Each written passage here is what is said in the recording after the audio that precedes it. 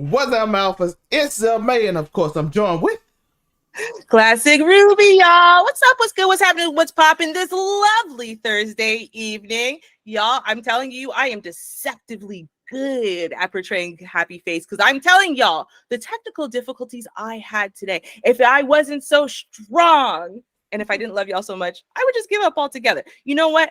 And also thank you to, of course, Mr. Rubes, because he solved our internet. And y'all see I am crispy clear today. And thank you to Zell for being a glass half full kind of guy. How you doing today, Zell? I'm blessed. Sharp, you see, it's the link tree. Click it. You see, it's in the pin tweet. I told him, I said, listen, we all a little bit scared of Shar, okay? We just have to, I have to just sit back and allow you to learn why we are all just a tiny bit terrified of Shar. And he's learning, isn't he, right? Because when Shar says something, he listens. When Ruby says it, he just ignores me. Weeks could go by. But Shar says it, it gets done. See, that's what it is. That's the power of the Shar, okay? Listen, we getting things done. We working on the scroll and everything. We just gotta get it finished up. We do have like a little bitty version of it, but we'll show that toward the end for Shar. Shout out to Shar. Yeah, and Ruby ain't gonna put this bad on your name, Shar. I'm not gonna let it happen. You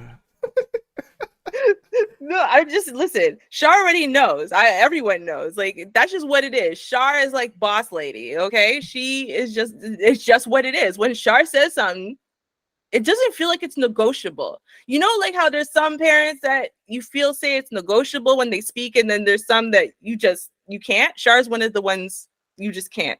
They say it and you just do it because it just is. That's Shar. That's what it is. But we got some amazing stories today, Ruby. We really, really do. I am super excited. I feel like I'm going to learn something. I'm going to get an education today because you're doing a bunch of stuff outside of my wheelhouse, but I'm so excited. Yeah, we have some interesting stories, and I'm gonna make it light on y'all. My third story is gonna be fun for y'all, and I'm gonna have a question I'm gonna ask beforehand.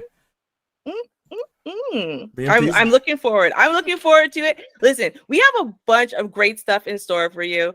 I apologize for anyone who was looking for the Walmart kid. Trust me, I have a really great story on this, but you're going to have to wait till Tuesday. Technical difficulties. But oh my gosh, we have we have multiple Karens, okay? We have so many funny things. We have things that will shock, amaze you. You know, yeah, we got some things that'll make you cry. This is like a jam-packed Thursday, okay? This is a jam-packed show. So stay tuned, y'all. Make sure you are liking when you come in. Okay, make sure you guys are sharing this, telling all your friends, family, loved ones, co-workers. We don't care. Tell random people in the mall. Whatever. Just let them know to tune in, right? Because now is the time. That's all I'm saying. They want to get into it, so let's get into it. We got our first story. I'll kiss the guys and the beautiful women and everybody. I'll just give you a big fat kiss.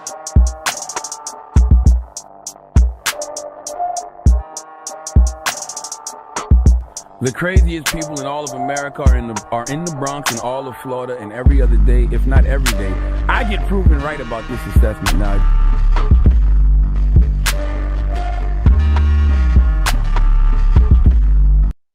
this is a story of Dominic Jones, Sebastian, that's his name, John Jacques, and Travis Rudolph, along with three other men who are being interrogated by the police in a situation in which, let me explain to you simply, as not quite a honeypot. For y'all that know what a honeypot is when a girl finds a man whom usually is, well, some people call new money, some people call fresh, means they don't know any better and they got money, or they're a mark, someone who, again, doesn't know anything.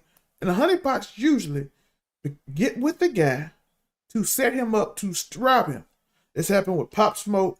Multiple other people had the opportunity for it to happen. Hitmaker, they have had this opportunity for it to happen. It didn't happen for them. It did happen with Pop Smoke, where these people come in, they unlock the door, they come in and they try to rob you and everything. I think it happened to DJ Academics too. This is not quite that. It's a little different. In this case, Dominique Jones is a married woman. She is a married woman whom Travis Rudolph is dating. Yes, he's dating a married woman. It's in the same situation. And she accuses him of cheating, which is going to lead to the situation in which this guy named Sebastian life ended. Now, of course, I do want to go over this before we go.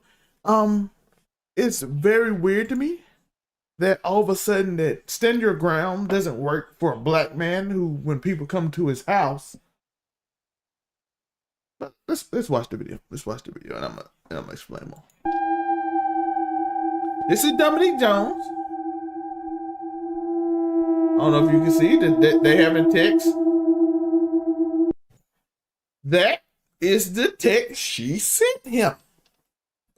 She sent that to her cousins, who had a gun when they went. They threw it in the bushes. They found the gun. He had a gun in his little pocket. You know, they have the blue jean. They put the gun in it. It's a very, might well buy a holster, but not stand your ground in Florida when you come to your house. Isn't it true that you were the first person to become physically violent with Travis and not the other way around? No. Not at all? I have no clue if this is true, by the way. Something, or show me something if I can't recall the exact steps of the moments. Question. Okay, so you were the first one to become physically violent with Travis, not the other way around. Answer, correct. Yes, is it correct? You remember that? Yes.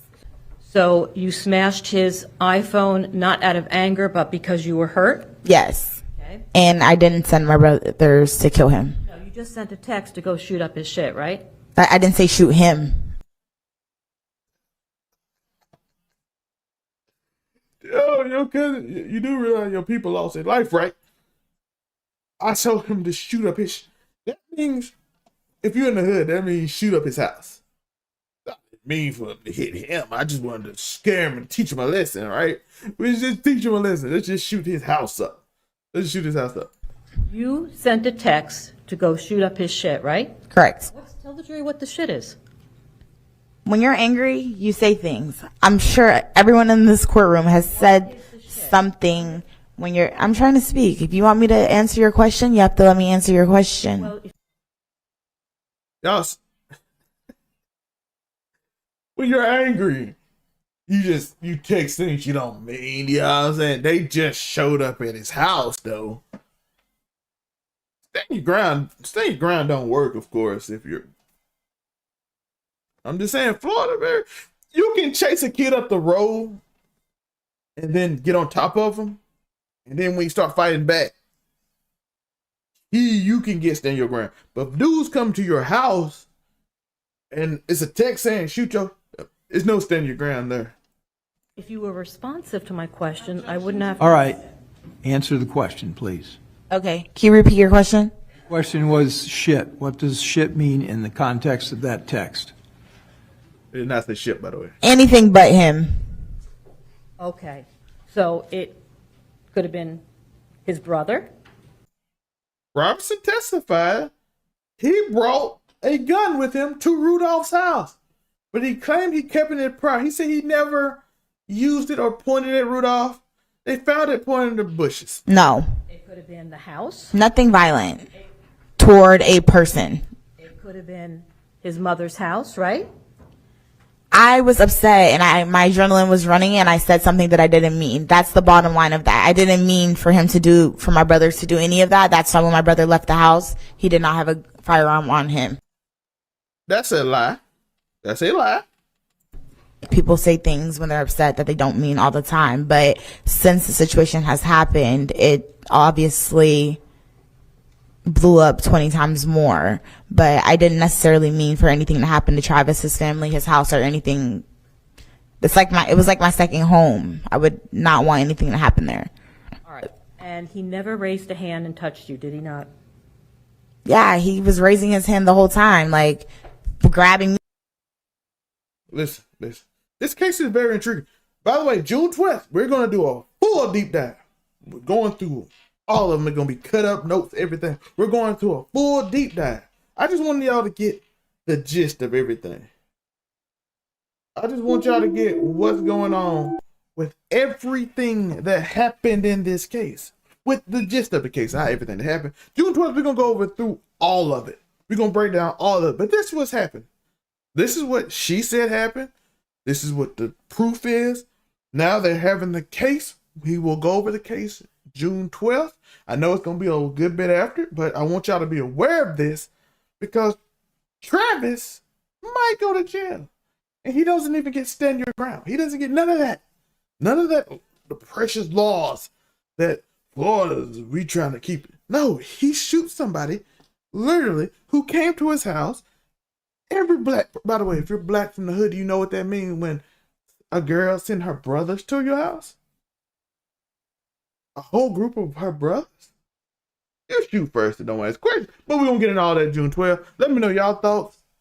Comment. June 12th, be there. Big episode. Monday. Let's be there. I'm excited for that. All right, y'all. And so for the record, June 12th is 2 Mondays from now, right? Because this Monday coming, we have a special guest, BMT, coming up. Super appreciate this, brother. He will be our first special guest ever. And the topic of conversation is going to be about black pill and transmaxing. So make sure you tune in. So June 5th, transmaxing, special guest BMT. June 12th is going to be all about this foolishness. Speaking of this foolishness, I said it, but I meant nothing violent towards a person. So you did mean something violent, but like not towards a person. So like, you know, destroy his mom's house. Bro, I didn't mean shoot up his mom's house. No, obviously that's not what I meant. You sure?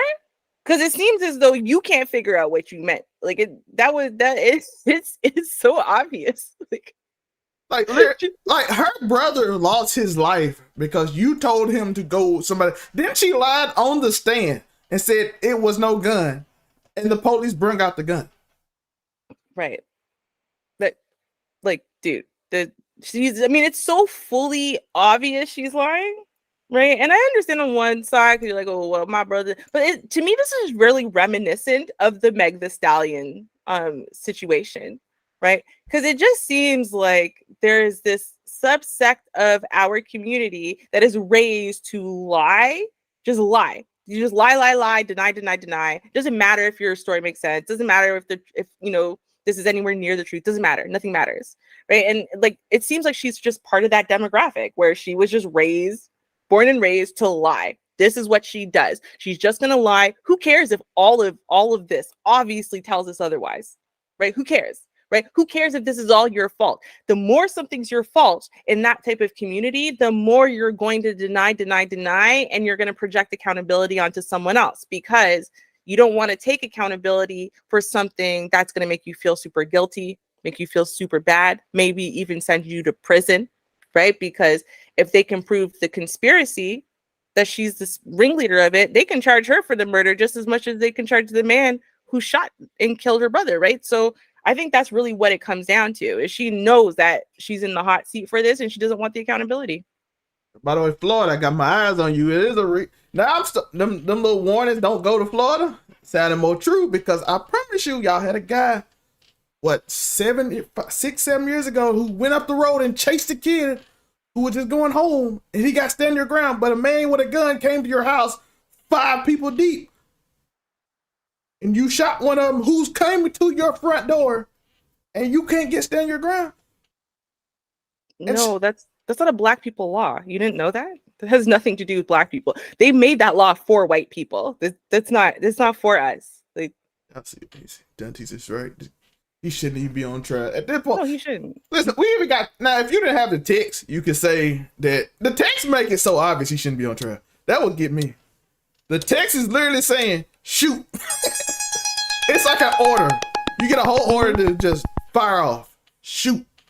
It didn't say scare him. It didn't say none of it. It said shoot, and he had a gun. I'm just saying. Listen, BMT. You want to hold me, Manosphere, and the Red Pill accountable, but in this particular case, I'm just saying, what you gonna say about all of the narrative, because the narrative seems to be dead on when it comes to this case. That's all I'm gonna say. That's all I'm gonna say. That's it. That's it. But you know what? I think we need to venture over to a different state. Pretty sure the state is Iowa is the next state we're going to talk about, and their Asianness. So let's take a look at that. This should be good. Should be good.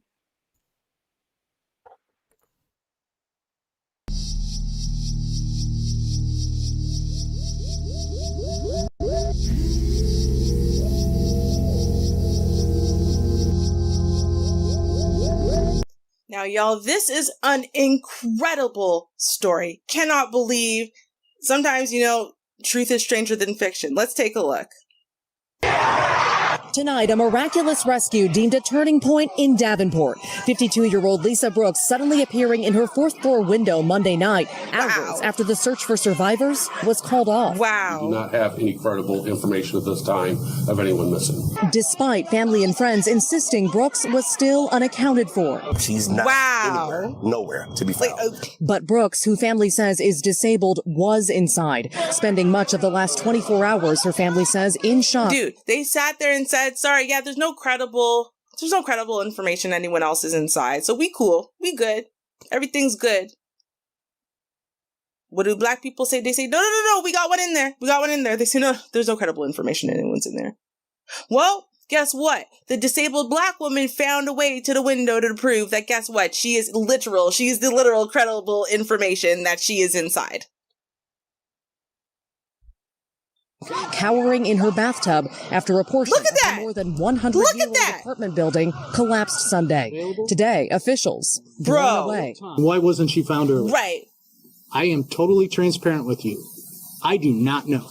They say crews had combed this site with canines, drones, even thermal imaging, indicating there were no survivors left. So much so, the city announced demolition would commence this morning. Now confirming plans changed when Brooks emerged. What did you think when you saw her in the window? I was crying. That's her daughter! Tonight, the city planning another search, now saying 2 people may still be trapped in the rubble. One of them, computer technician Ryan Hitchcock, his family pleading for patience. Ryan wouldn't want anyone else to put their lives at risk to, unfortunately, somebody who probably has not survived. Family say Brandon Colvin, a father of 5, is the other person likely trapped, adding that's his apartment, his rack of clothes visible from the street. They have not exhausted all. Clearly. Did they even try? Make sure everybody is out of there. The problem? The building, which the city says has a history of complaints and was under repair, is now being held up by rubble. Be careful because this building is going to collapse. All right, Maggie, we just heard it there. Time is of the essence. Any idea when that... Yeah, okay, that's great. That's the problem. Time is of the essence. Guess what? You know what? We know that they see the people in that building as throwaways, right? Like, if this was the upper middle class or the upper class population, they wouldn't be saying, I don't know. I mean, we use some infrared. Like, what? We looked. We tried to look through the windows. We looked through the open holes. We used some infrared and we saw nobody. They're cool. They're good. We used drones to get to the places we had easy access to. Like, who cares about all the apartments we don't?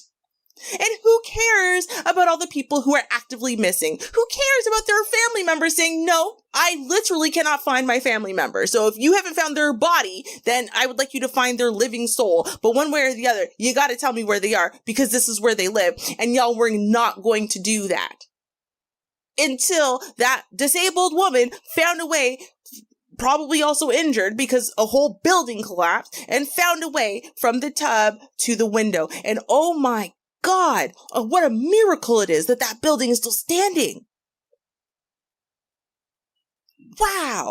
Wow. Next search will happen? So, Tom, no set timeline for the search or the demolition. At the same time, we've reached out to the owner, and so far, no response. And new tonight, the city not ruling out the possibility of criminal charges against that owner, adding there will be a thorough investigation. I mean, as soon as someone can explain to me, because obviously they've had the notices, they've gotten we've seen this a lot, right? It's actually happened several times now where whole buildings have come down, and then the information was that like the owners of the building were well aware that either the buildings were built shoddily or whatever, some type of reinforcement was needed, whatever, and they just kept ignoring it and just kept letting it go until, horrible things happen and these buildings collapse as soon as they're under the tiniest bit of pressure, right? So we know that this has been happening until they start really punishing these slumlords. And I'm going to call them a slumlord no matter what the condition of the building was otherwise, because if you know that the building is unsafe and needs to be girded up, needs to be rebuilt in some way, and you choose not to put in that expense and that effort, knowing you've got dozens, hundreds of people's lives at stake, and you don't even let them know, hey, don't have your kids or grandkids ever here because, yeah, you all might die one day. Like, y'all are trash humans. Y'all are absolutely trash humans. Thank God this woman survived. Thank God, now because of her, they're going to actually search for the other missing people that they were just sitting there saying that they're entirely in denial of the fact that those people are missing. I'll give you guys updates as we have them.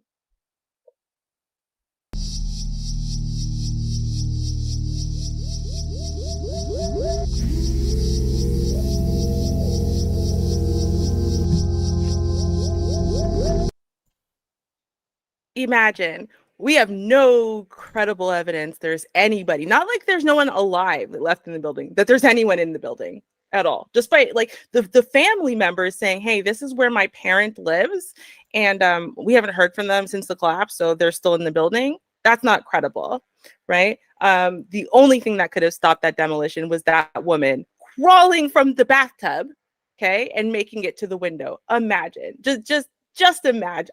Oh my gosh. I don't even know.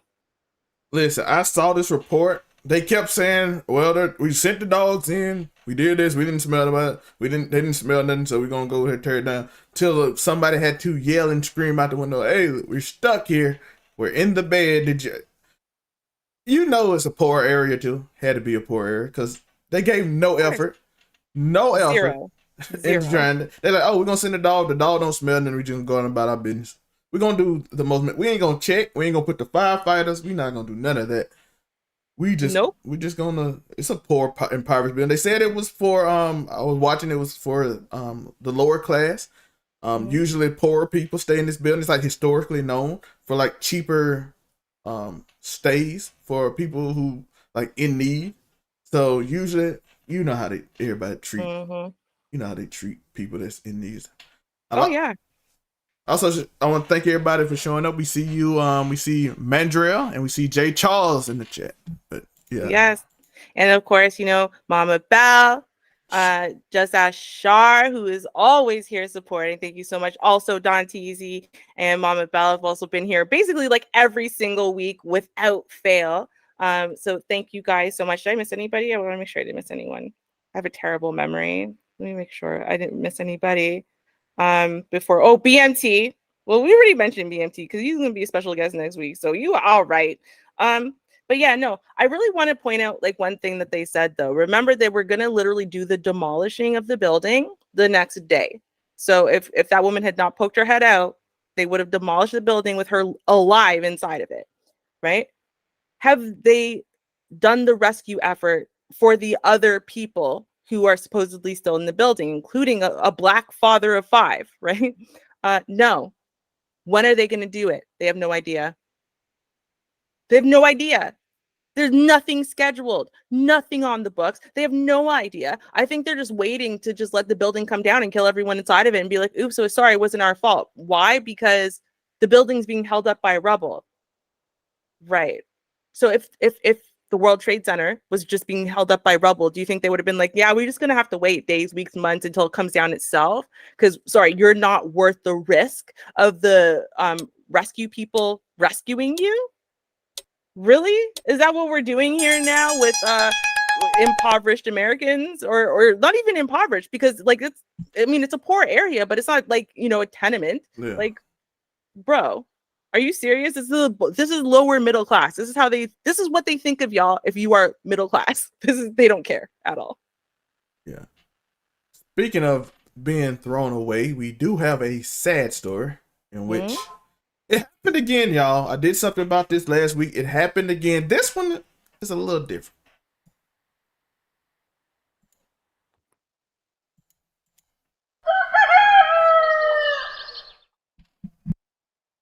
We have another case of this again. Y'all remember this from last week when I told you about the 19-year-old girl who threw the baby in the trash. She was scared. Her parents, she didn't know how her parents would respond, so she was frightened and she was afraid of what would happen if she found out. So she threw the baby in the trash.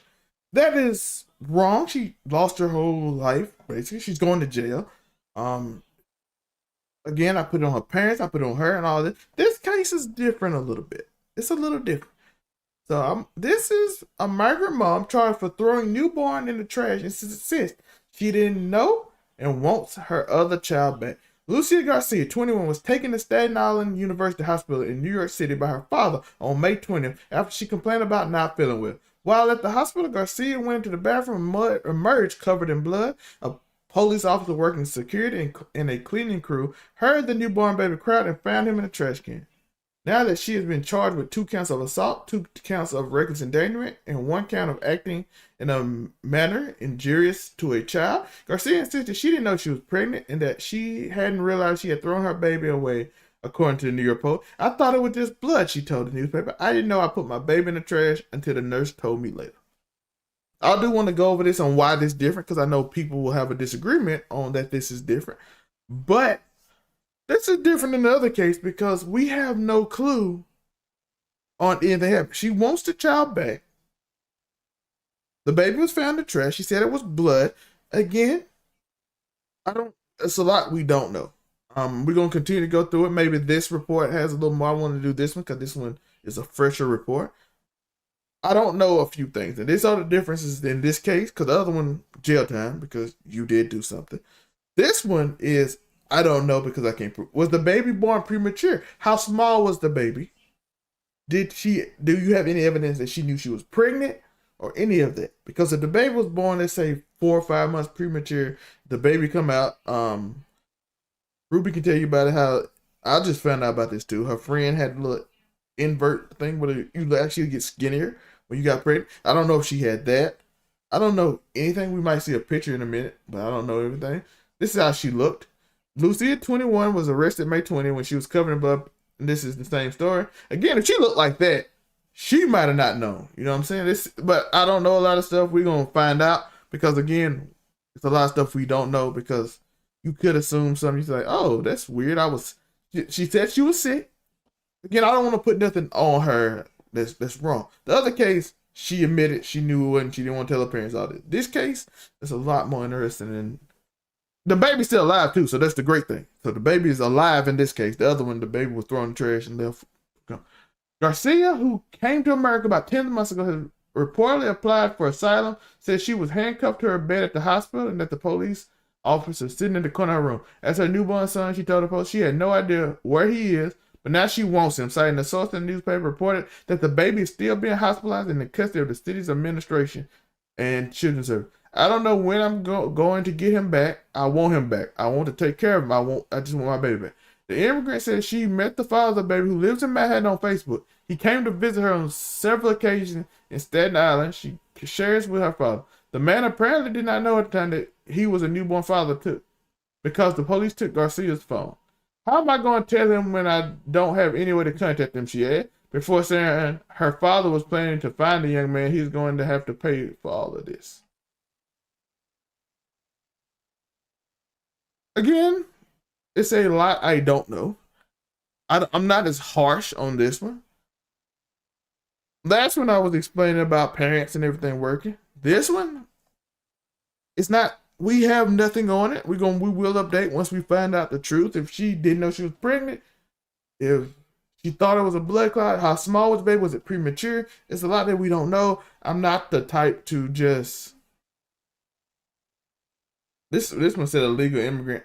They said she got it in May the New York Post had made. I don't know if this might be one of them sites that just like to call every Mexican a illegal immigrant, but I'm not sure about none of this. I will look into it. We're gonna look into it more. Everything I found just says this, so I wanted to use the newest case of it. She said she want the baby back. Do y'all let her get the baby back if she threw it away? Again, once we find out more, I will update you and we can make a firm decision on if she should be in jail or is she just some person who made a mistake and didn't know. But if she knew that baby was crying, it's gonna get weird. Let me know y'all thoughts. Again, we having a lot of these, man. We got doctors, everything. I appreciate y'all.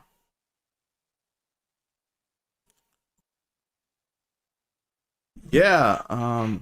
Again, second week in a row, people throwing babies in trash cans. This one, Ruby can explain a little more that maybe it was different. I have not. I looked for an update last night, didn't get nothing, so I'm just waiting on to see. The more we know, I will update you. I don't know if it'll be on a live or whatever, but as we get more information, I will let you know with this case. All right, let me see if y'all can see this. Okay, I don't want to violate her privacy. Okay, so this is my friend at 6 months pregnant. This is days after she found out she was pregnant at 6 months. Okay, she was I believe 30, if not like 29. She had already had 2 children, so she's familiar with the pregnancy symptoms. She was testing negative on pregnancy tests, and she actually had asked her doctor a couple times if she's pregnant. They said, no, like, you're not pregnant. You have none of the signs and symptoms. Meanwhile, she was now, advancing steadily, and she was 6 months pregnant at the time that this picture was taken. So even though obviously you would think, oh, well, maybe it's just super, super small, underdeveloped. No, this is the ultrasound on the other side of that picture. So you can see it's a pretty fully formed baby. Now, let me tell you about another 6 month pregnancy. My best friend gave birth at 24 months. She didn't know she was in labor. She just had a backache. She was at work all day. She was lying down a lot. She wasn't feeling really well. Finally, she said, you know what? Listen, let me just go to the hospital. And, so she goes to the hospital and they're like, oh, okay, you're pregnant. How? She said 24 weeks. 24 weeks. They decide to give her a check. And she's like, oh my God. They were like, oh my God, stop pushing. The baby's coming. She's like, I'm not pushing. They're already halfway down the canal. My godson was so small that literally when we went like this over him, he fit. And like, he fit. That's how big a 24 weeker is. Okay. That big. So if she was 6 months pregnant, that's where a baby fully stretched out would fit. Okay. So I can 1,000% see it. I can 1,000% see it. If you're not looking for it, right? If you're not thinking I must be pregnant, it would look like probably like blood, flesh, toilet paper, whatever. You're not thinking, oh, it's a baby. Right. And then as we know, without like the suction and whatever, it takes babies a while to start breathing and crying and whatever. But it would be a preemie. Right. So, I mean, even fully like 9 months pregnant, some people don't show. Okay. There's lots of stories of women who get to 9 months, deliver a full term baby and no one knew they were pregnant, and they have pictures and no big belly, whatever, because your uterus could be tilted towards your spine. So it's possible. So for people who are saying it's not possible, it is possible. I don't know about her. I don't know her, right? But it is 100% possible. You see confusion if you didn't think you were pregnant and you start bleeding. You think I think they said she was going to the doctor because she felt bad. So right. So she might not know, and then she like, oh, I don't want this mess in this hospital. Which babies can get really small. And she wants the baby back. So question for y'all before we get into the next story. Which is a male can make y'all laugh. Should she get the baby back? Does she get the baby back? What do y'all let us know in the comments? Ruby, can you explain the next story? Absolutely. And for the record, I think I don't know. I don't know. I think more investigation needs to be done on that. But listen, y'all, I'm just going to say one thing. And, the next story is a male Karen. It comes with a Ruby story time, which everyone loves. And I'm just going to say one thing, guys. The participation trophy era has got to be over, because honestly, people just cannot handle even like That whole proxy losing. People can't handle it anymore. There's a problem. Everyone can't get a trophy. Everyone can't get a trophy. Let's take a look at this one.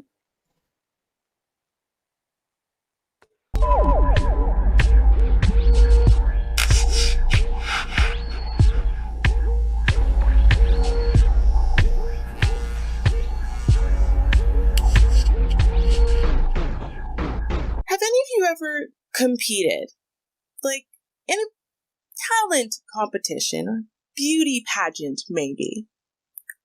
Well, if you have, or I guess if you've ever watched a TV show, like say Toddlers and Tiaras, you know that things can get a little passionate, little emotional. I mean, people are very, very deeply invested in the outcome of these pageants. Now, I have got an amazing story time with Ruby for y'all in this subject area. But before we get there, let's take a look at what happened in the news as to why I would possibly be bringing this up today, of all days. We are about to watch that footage, okay? Y'all, we have the video in full, but it's not in English. So, I think y'all need some explanation, because if you've seen the video, you might have seen it before, but you got zero context at all. You need some context. I'm going to give y'all some context. Okay. And before we delve into this, okay, we have to thank the submitter of this story. Shout out to Shar Willie. Thank you so much for the story. Trust me, we needed a little comedic relief today, right? Am I right, y'all? I'm pretty sure I'm right. Okay, so as you can see right here in the film, okay, we are moments away from one of the top 2 contestants being crowned. Okay, now what is the event? The event is the Miss Gay Mato Grosso 2023 pageant in Brazil. Okay, now this was held on Saturday, and let's just say things were interrupted, the crowning process that is, in quite an unceremonious way. Now, the 2 frontrunners we have here are Miss Varzea Grande Emanuele Bellini and Miss Cueba Nathalie Becker. And they're standing on the stage, they're holding hands, because oftentimes, right, it's not the 2 pageant people competing who are going to behave badly. It's normally their supporters, right? Let's keep it a buck. At this point, I don't want to spoil it for y'all, so we are going to now watch the clip, because I don't want to spoil it. I just wanted to give y'all some of the context, because the thing is not in English, okay? And so now, we're going to see between these 2 lovely contestants who wins and then who comes in to interrupt the day. Paralyzed Mato Grosso de 2023 é do município de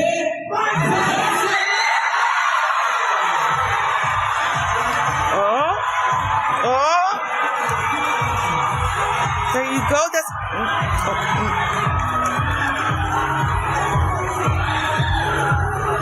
wow.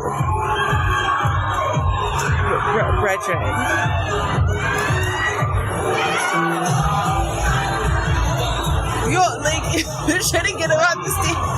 They're gonna chase. Alright, now that we have the context, we are gonna watch it again, but I'm gonna give you a few more details before we watch it again, okay? So, who was that? That was the husband of the contestant who came in second place.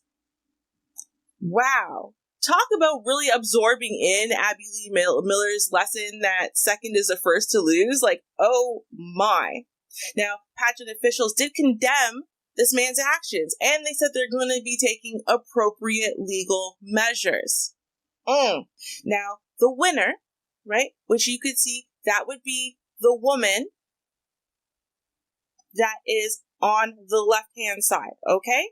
That is Ms. Bellini. Ms. Bellini was the winner. So the husband in question is the husband of Miss Cueba Nathalie Becker. Now, I'm going to give you the details again. You're going to take a look, okay? So watch really closely. What you're going to see as soon as the announcement is made, right? The pageant official goes to actually place the crown, right, on Ms. Bellini's head. Now, at that time, Ms. Bellini's all like, oh, forgive, it's me, you know, like they're bending over and stuff. So it's taking a moment. In that moment, okay, Ms. Becker's husband jumps up on the stage and snatches that crown out of probably a shocked and bewildered pageant worker's hand and chucks the crown. Now, at that point, the husband, that's not enough. This husband is going to take Ms. Becker off of the stage, right? He's trying to get her to leave the stage at least, right? And then he returns to grab the crown and throw it to the ground. Several audience members can be heard screaming, and security eventually stepped in to remove him from the stage. Well, they tried, but you can see that even that was a mission. So now let's take a look at it again, given the fact that you have these more details, right? So there you can see the crown. You can see the crown is passing back and forth. And they're like, oh, they're about to crown her. Bellini bends over. Oh, where's the husband? Where's the husband? The husband comes, seems from out of the blue, jumps on that stage, chucks that crown, because he ain't about that life. Now he tries to drag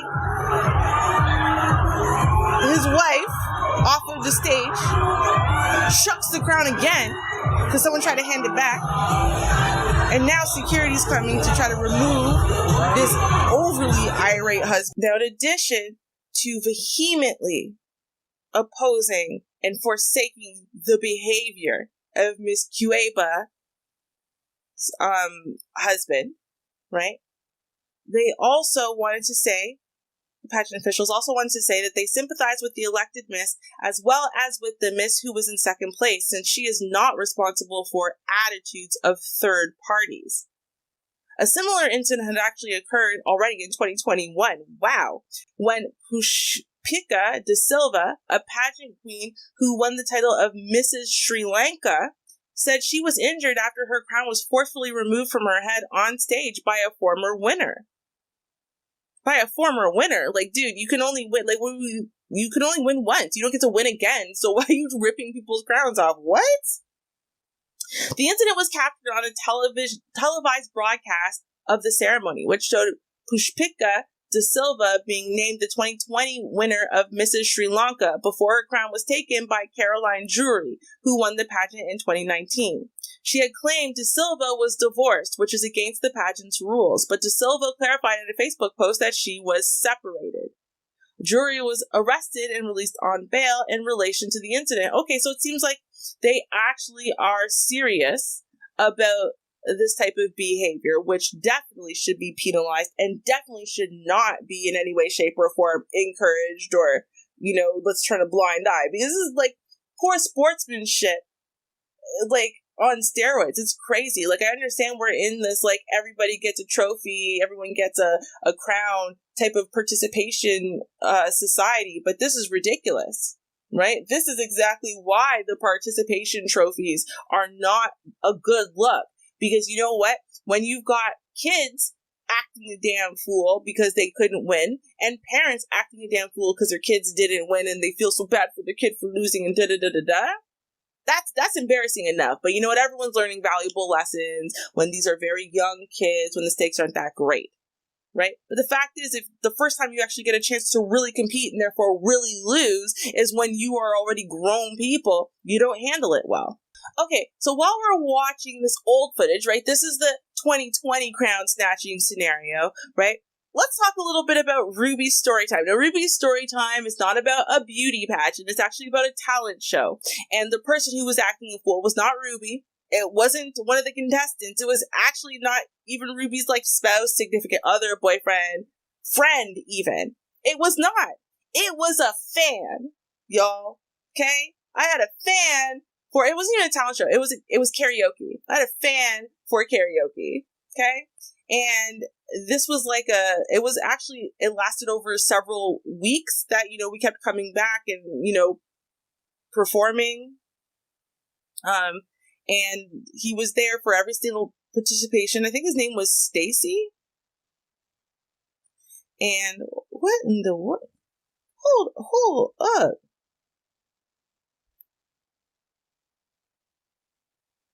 So trying to put it on her head, and then they put it on her head instead?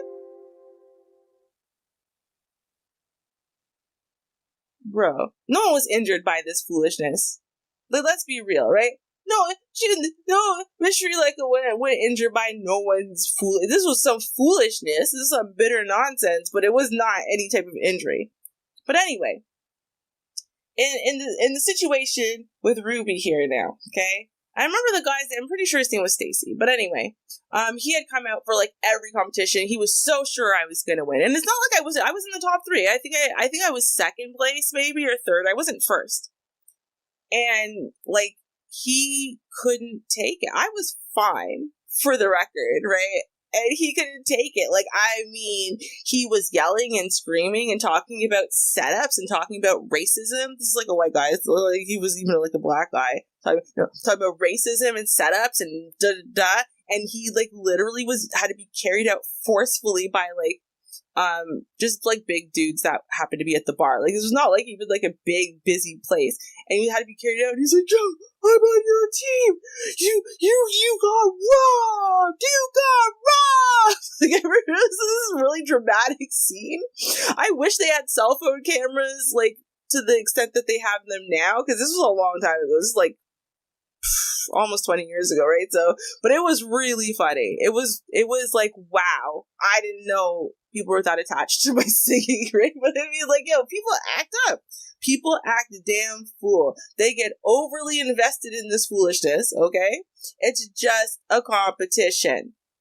It's just a competition. And now, the woman's husband is going to prison or jail or whatever. Maybe have to pay an expensive fine. I don't know. Was it that worth it? Was it that serious? Mr. Becker? Was it? What do y'all think about this foolishness?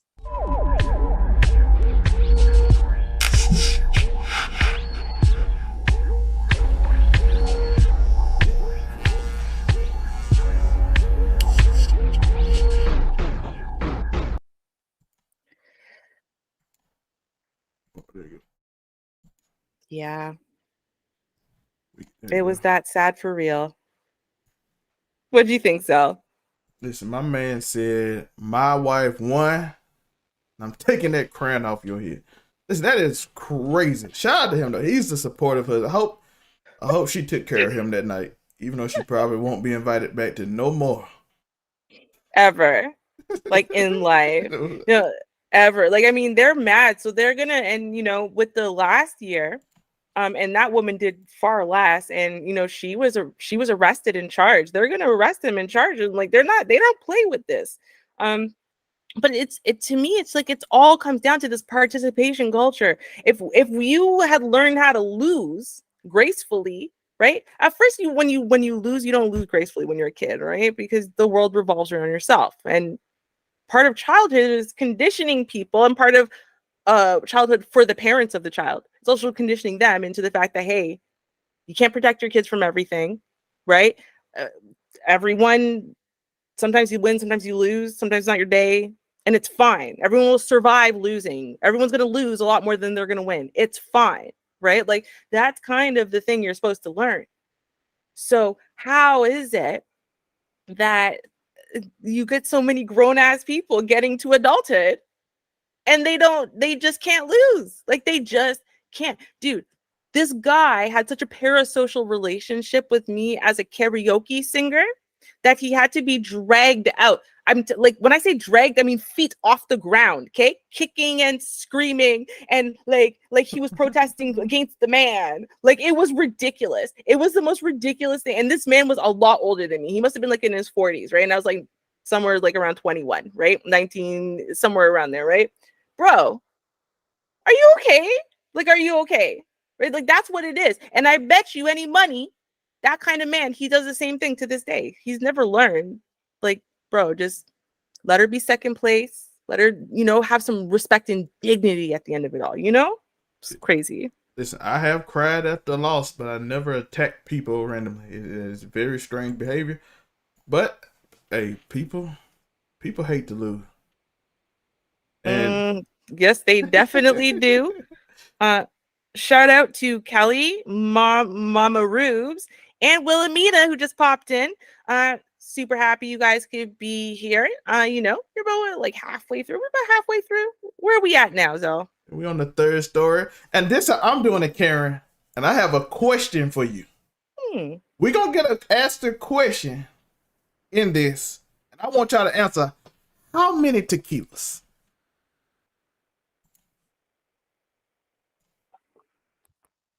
They're calling me Karen cause I make them nervous. Oh fine, call me that, I'm Karen about good service. I'd like to speak to the manager. I'd like to speak to the manager. Sometimes you need a stern preaching to. This Sister Cindy warns us to never take an LSU girl to a Mexican restaurant. Never take LSU girl to a Mexican restaurant. Let's see what she had to say. But looks can be deceiving. You know, modest is hard. And sometimes a girl can dress modest and still be a wop. Oh my God. She can dress modest and still be a wop. So,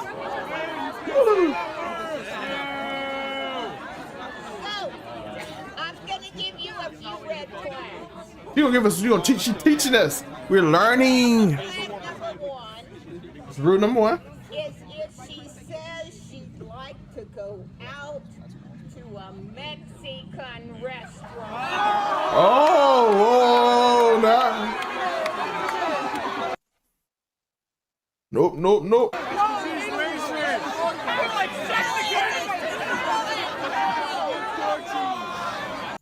Nothing racist, man. No, it's not that. But maybe it's not. Let's hear her out. I'm being rude. Let's hear her out. Take an LSU girl to a Mexican restaurant. Don't you do it. Don't you do it. She doesn't want a taco. She don't want a taco. Is not interested in a burrito. She's not interested. I got a burrito now. Oh, quesadillas. Wow. No, she's not even wanting a tamale. Oh my, tamale? She didn't want a tamale? What's wrong with this girl? To buy her a margarita.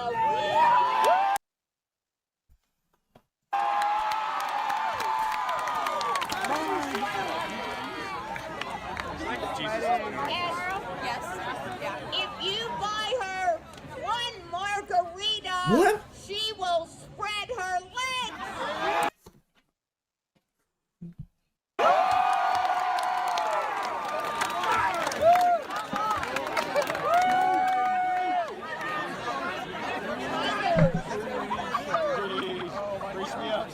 If you buy her 2 margaritas, she will pounce right on your penis.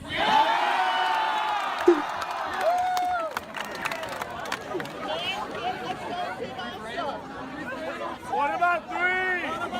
What about 3? 3! Do not buy her 3 margaritas. What happens after 3? What happens after 3? I want to know. She got.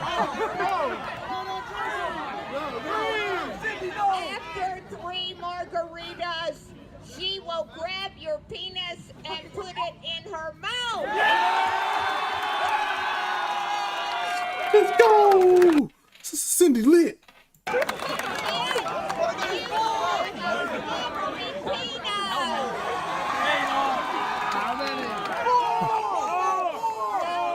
wants a slobbery peanut. I do.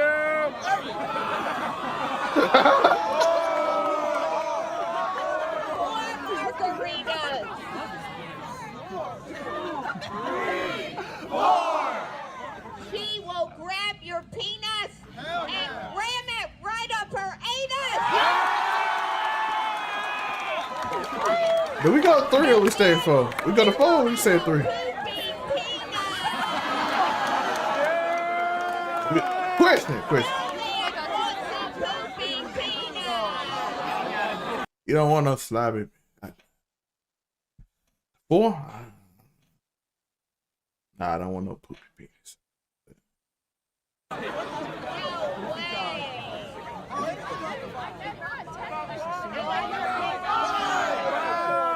Five margaritas. 10! You're catching the case! How far can I go? Is there anybody here that drinks 5? The jumper gets 6. Man. What happens after that? 2, 3, 4, 5! I'm interested in all this. We will strap it on and take you. Whoa, we stopping at 6. So we not going to 5. Nope, we're not going to 5. Let me know. No. It's fucking funny. I might skip my class for this shit. That little sermon is don't ever take an LSU girl to a Mexican restaurant. Listen. Where y'all stopping on this? Y'all saw me in Margaritas. Where y'all stopping at? Let me know, dudes, the TZ, everybody. Where y'all BMT? Where are y'all stopping at the Mexican restaurant? Let me know in the comments. Matter of fact, y'all can come up in the discussion later after, because we're gonna need some cleaning. Sister Cindy led us to after discussion, and we probably need to get on that. You know what I'm saying? We need to figure that out. Well, yeah, where y'all stopping? How many margaritas you taking to get your girl out? Yeah, I say.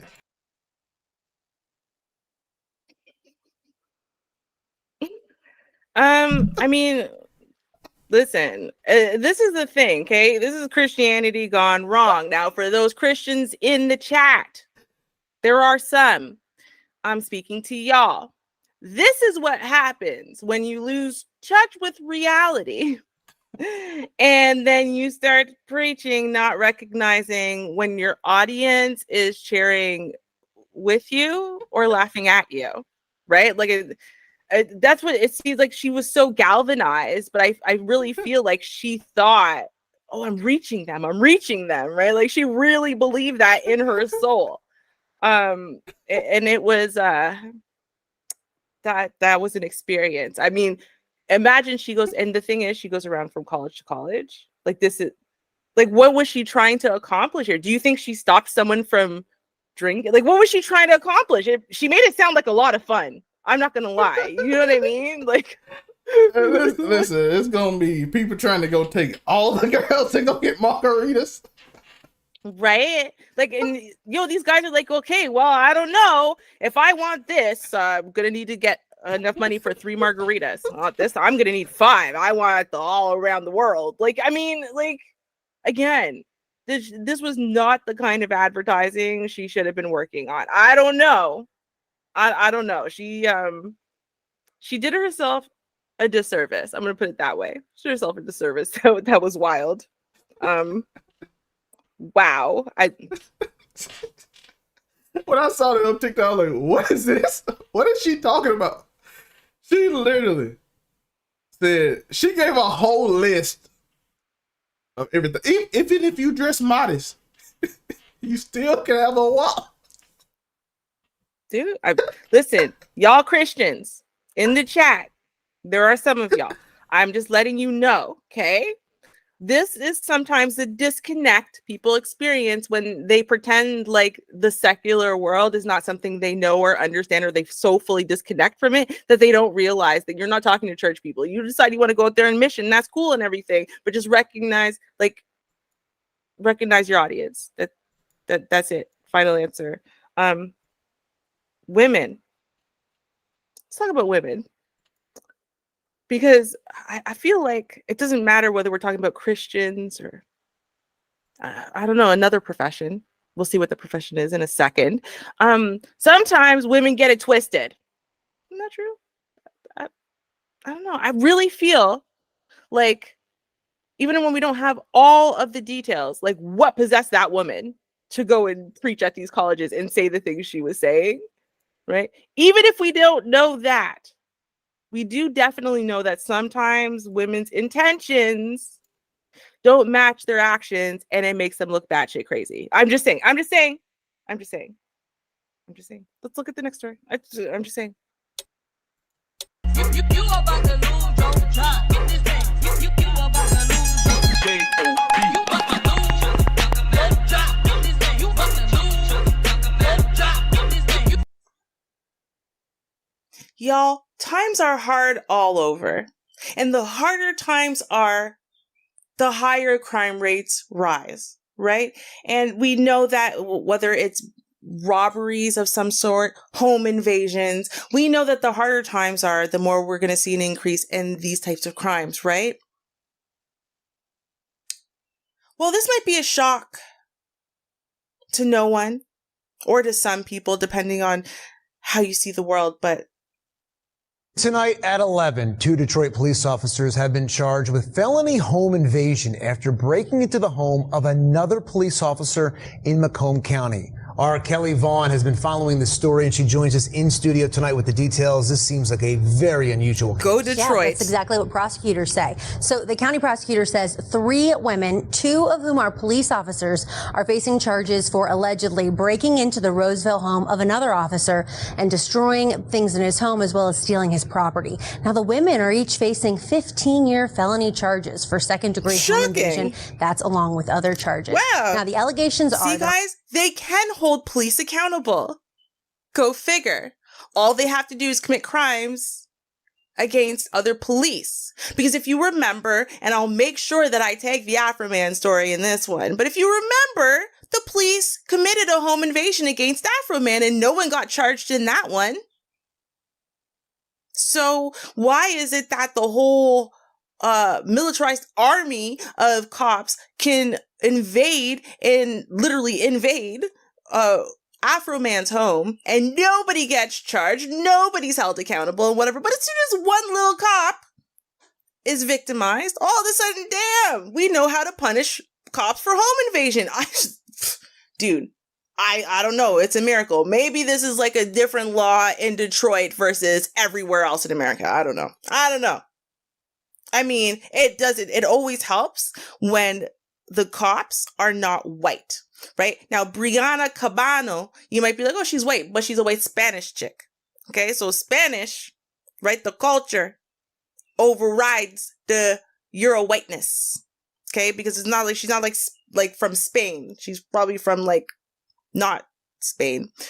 So anyway, right? What we need to do is see, oh, look, there's a black girl and a Hispanic chick, and oh yeah, no, of course, they're totally willing to hold those types of cops accountable. Okay, listen. On April 11th, 29-year-old Detroit police officer Brianna Cabano, 21-year-old officer Dana Sears, and then a third woman, Colleen Compton, who is not a police officer, broke into the home of the other Detroit police officer. Now, Macomb County prosecutor Peter Lucido says no one is above the law.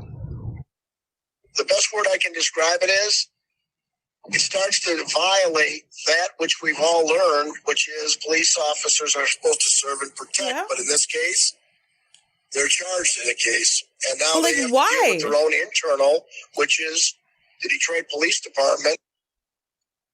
Now, we did reach out to the Detroit Police Department, and they told us in a statement that the officers are currently suspended with pay, but the chief has recommended that they be suspended without pay following these criminal charges. Now, all 3 women are scheduled to be in court Wednesday, June 14th, for their first preliminary hearing. Kelly, do we know by any means why these police officers did this? Why? No, not yet. That information wasn't revealed by the prosecutors, and police aren't talking about that yet at this point, but that's something we'll learn more in the probable cause hearing when they present that information to the judge, and then he decides if they have enough to move forward, enough evidence to move forward, or they can decide to throw out the case. So we'll be learning more details then. All right, Kelly.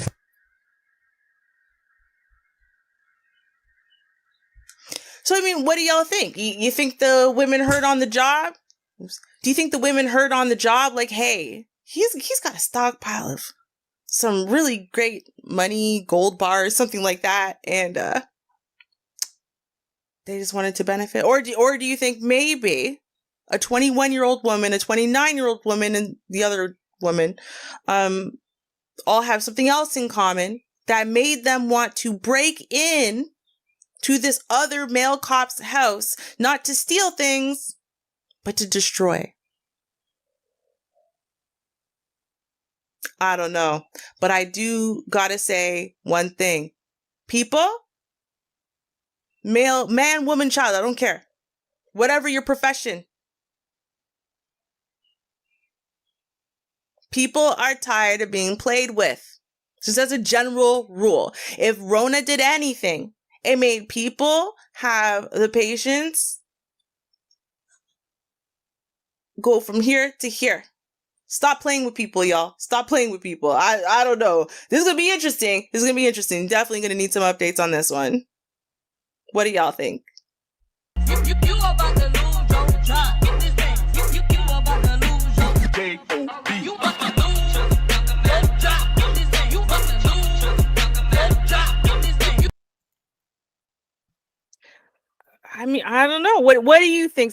Why do you think these female cops, two of them, and a third woman, broke into this other cop's house, male cop, just to destroy? Well, what do you think that the motivation there was, Al? Listen, if they know each other, they probably got some beef. They probably got some reason they had that they found a chance to go over there. It's in the neighborhood. I don't like her. Let's just... Yo, women are mean. Oh no, the other cop is male. The one that they broke into his house, it was a guy. So it's two female cops and a third woman who's not a cop. Those three women broke into this one male cop's house. Oh, most definitely. Oh, we going back to that other story when we started the day. It sounded like somebody was having an affair in the office. Somebody didn't like it. We gotta. You brought another person. Two, not just you and the other police. You brought a whole nother person. What if he was cheating with both of them and then they both found out? What if all three of them was together and he was just cheating on all three? And they like, all three of us gonna go together because this woman has no reason to be here. But 100%. I agree. See, that's what I think. I think what happened is, because you have to think about these two cops. I mean, yeah, on one side, cops always think they're above the law, right? Like they always do. So maybe they thought, oh, we're above the law, we're cops, whatever. But let's be real. If a male cop, especially if he was white, was always going to take precedence over any other type of cop. So they do know that also. But I'm like, it seems very likely that he was playing both of these women, sleeping with both of these women. And the third one, they found out about each other and they decided they were going to make him pay. And this is the problem you get, right? Because women, and I think that you're basically in the same situation with the one that we're going to talk about on June 12th, right? Women feel really powerless to control men as far as making men care about their feelings or making men not play with their hearts, right? And when you start playing with women to that extent and they feel so powerless, they feel used, they feel emotionally and mentally abused, right? What's the recourse, right? I feel like men kind of in a way will feel like they have more recourse because they know they could punch her into oblivion or whatever. Women know they can't do that. And that's where you start getting women crossing lines. I think that's really what it is. It is. You got to be careful. Listen, we seen this whole episode. They are ruthless out here. They will send brothers to come to your house. Tell you to shoot your. We done seen. They will not only will they send their brothers, they will use their position of power as the police force to come in your house. Yes, right? Oh my gosh, yes. Shout out to Mr. DJ Music because I saw him pop up in the chat also, and I see BMT again trying to tell me that I am judging women and attacking pick-me women. No, I'm not. Listen, I'm not judging women. I'm just calling it like I see it, sir. You tell me what it really was. What you think these women tripped, fell, and accidentally broke into another cop's house and demolished it together? You think that just and it was just a coincidence, all three of them? No, come on, man. You gotta hold people accountable when people need to be held accountable. It is what it is. Shout out to Ruben for making that Joe Biden joke that I don't even know she made. No, I don't at all. I have no idea what you're talking about. Joe Biden slipped and fell today. It was hilarious. Oh, did he? Yes. Shout out to he's all right though. He's good. Grandpa Joe, Sleepy Joe, fell. He just forgot where he was. Shout out to the presidents being 90 years old. Yeah, shout out to that, and shout out to my hat, courtesy of Mr. DJ Music. Thank you so much. I know I'm gonna try to wear as many hats as possible in 1 year. We'll see how many hats I get through. They were just in the neighborhood. We got a story right now that's very creepy, very weird. Ladies, please be safe because can't trust anyone.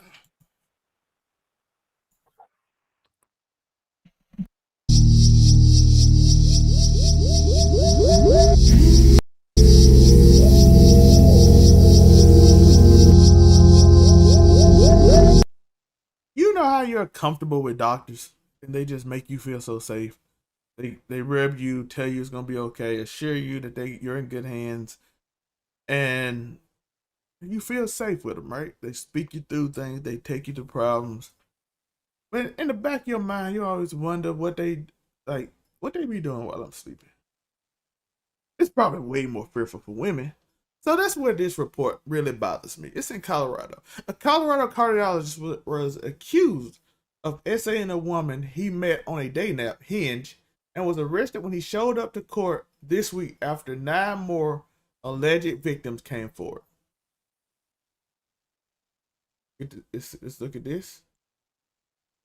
Application for sealed affidavit and arrest warrant for this person of Stephen Matthews. You need often look at it. Oh, look at all these cases. Look at all this. They took the victim names. I'm looking. Look at this. This is a cardiologist. This is a cardiologist. Now, this is not the worst one. I'm finna show you one. The world is scary, and I didn't mean to scare y'all. But the world is scary. So let's look at this next one. Listen, lawsuit claims major New York City hospital ignored star doctors rampant of patients. It's videos and stuff. I'm not gonna post videos of not this guy. I don't know if it's this guy, but doctors literally while the woman is sleeping, putting this in her mouth. And they caught it on video. It's a video of it. Dr. Ricardo Cruzini was convicted of 12 criminal counts, including all-word after exploiting patients who were desperate for relief for chronic pain. He, in Rikers Jail complex in New York, the hospital Cruciano worked at is Mount Sinai, Beth Israel in Manhattan, is being accused of ignoring the star doctor's rampant abuse. Because of thriving practice that would generate large amounts of money. Money makes the world go around. Money makes it all go around. Money makes everything go away.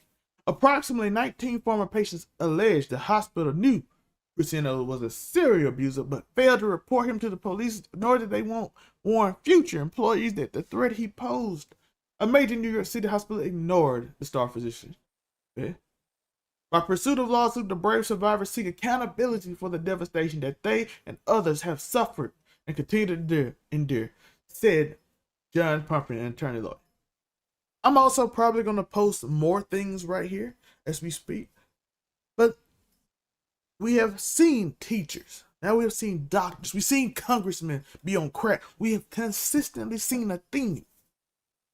Bad actors in bad and professional positions doing bad things. You can't trust your teachers, can't trust your doctors, you can't trust your priests. You can't trust your government officials. Everybody's out for themselves. That's why you have to be careful for yourselves. This is my warning to you. I'm probably, like I said, we continue to post, and you will like, and I do appreciate it, like and subscribe, because I will keep exposing these people. And this could be one of my jobs. I will do this weekly. Because this has to stop. A cardiologist, a doctor, more doctors, as you see throughout the weeks, are continually doing these things. And we must protect. Most of these tend to be women. I'm pretty sure all of them are. So, but I'm talking the victims, of course. We need to protect people. We need to expose. We need to say this is happening, and people need to be on board. There's no reason, if people knew, if this is true, that people knew he was doing it and didn't tell him, I hope they lose this lawsuit badly. Let me know your thoughts in the comments and why the world is so dangerous. I don't mean to scare you, but sometimes I gotta tell you, the world is a pretty scary. Back to y'all. Yeah, doctors are, while people sleep, pregnant women don't care. It is. Listen, just be careful out there. I don't even know what to do. Like, do you just stop going to the doctor? No, you can't. So you got to deal with it. Like, you can't just be scared of the world, but at the same time. Well, this is the thing, though, right? Like, I mean, it is literally, this has been how things have been. Like, it's not new. And I know that's kind of frightening to think of, you know, for some women when, you know, reality smacks them in the face. They're like, wait, what? You mean we have continually been victimized by doctors and medical staff when we are in, you know, vulnerable / precarious positions? Yes. And it's always happened. This is why, I mean, there's countless cases, countless stories, whatever, of women who either in surgery or in recovery for some reason, or just going for an appointment, going to the dentist even, right? Like, I mean, it's unfortunate, but it's true. There's a lot of people, the majority of these people who work in, like, say, healthcare, right? They care and they want to be helpful, the majority. But it's a great mask for people who want easy access to victims. So, unfortunately, you're going to see a disproportionately large amount of people who are going to victimize people, not either because they chose the profession for that reason, or because they get a sense of, like, mega maniacal, you know, that ego boost, right? Like, I am above the law, I am whatever, I can accomplish, I can do whatever, right? Which sometimes happens with doctors and stuff. So, I mean, I'm not surprised. And, you know, now that we're kind of post Me Too, as far as all of that, I think we're going to see way more of these stories because people aren't going to be shamed into silence to keep their marriages together or whatever anymore. So it's an unfortunate thing, but we got to expose as many as we can, try to put names out just to be aware. Hopefully it's scaring, but people in power seem to be the people that always does this. They seem to be priests, people who have a certain amount of power over individuals seem to be consistently doing these things. So shout out to Shard saying I'm going to try mouth taping. Shout out to interesting. I'm not sure how well it would work. Everything's always worth a try, right? That's what it is. Ruby, what's our next story? Well, our next story is not something that is super biased, BMT. No, actually, no, it is. It's super biased, but it's not against humans. So that should make everybody happy. You know, it's definitely, it's not against men. It's not against women. It's not against children. It's not against people. It's a little bit also against people. Okay, listen, but it's mostly about animals. Let's just take a look, okay?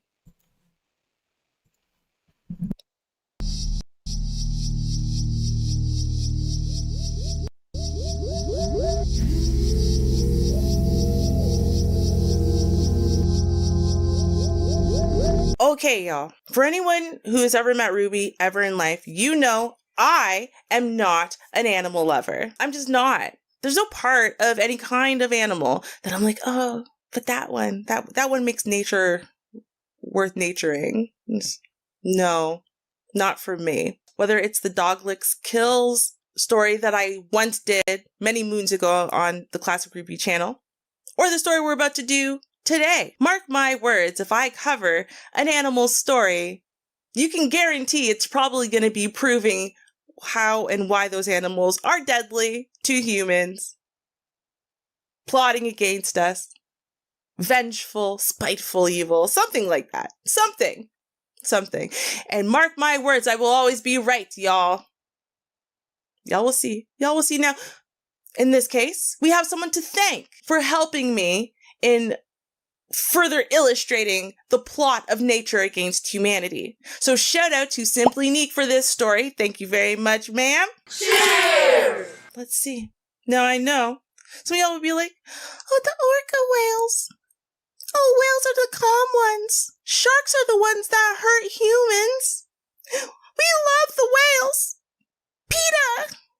I get it. I do. I totally get it. But let's listen to the story. Let's see what's happening over here. Let's check it out. Let's check it out. Orcas, or killer whales, have been doing something really weird over the past few years. They're attacking and even sometimes sinking boats. And the most recent incident happened about 3 weeks ago. This was off the coast of Spain, where 3 orcas hit a sailing yacht. They sunk it, and researchers don't really know why this is happening, but there's some speculation that this could be, and get this, a series of coordinated attacks. It sounds so bizarre. Coordinated attacks. But joining us now is Jeff Corwin, biologist and host of Ocean Treks with Jeff Corwin.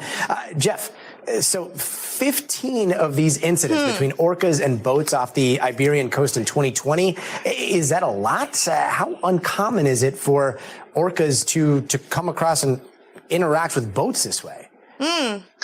Gotti, I'd say this is some pretty extraordinary orca behavior. Is it, though? These are incredibly intelligent creatures. Yeah. They learn, they adapt, they discover, and they change their behaviors. They also have all the emotions that human beings would have. They have joy, they have fear, they have malevolence. They're incredibly complex social creatures. And in this case, Gotti, is what we're seeing is a very novel learned behavior. But the question is, why are they attacking these ships, these sailing vessels? And I mean, when you start thinking about what's going on, it almost paints this picture of, at some point, some orca or the orcas decided that this could have been a threat, and then they had to wonder why. It's either the same pod, or they had to communicate that with other orcas for this to be going on in different places. Is there a chance that this is all the same pod, the same orcas, or does it seem like it's happening with orcas that may be outside of a family unit? Well, this is likely what we call a residential pod, a residential extended family group. And this is a behavior, just like human beings, is through trial and error. It's through learning and through discovery. And what is likely... It's through learning and discovery. Why are they trying to learn and discover how to sink human ships? Now, in this case, I believe humans brought it on themselves. You see, this is what happens when you are constantly kidnapping, right? Little baby whales and teen whales and children whales. So you can basically entrap them in zoos and as sideshows in marine land and whatnot, right? And then abuse them. As though they don't actually literally have sonar, because they do. And we don't know exactly how that sonar communication works. Y'all don't know. Y'all are acting like y'all know everything about everything, and like, oh, well, we're at the top of the food chain, so okay. Listen, humans brought this on themselves. Y'all are terrible. The decisions y'all make that catch dolphins and whales in your propellers and in your nets and kill them and whatever. Y'all, I'm surprised they didn't start doing this way earlier. Is one orca is teaching another orca, likely a mother teaching its calf, this behavior.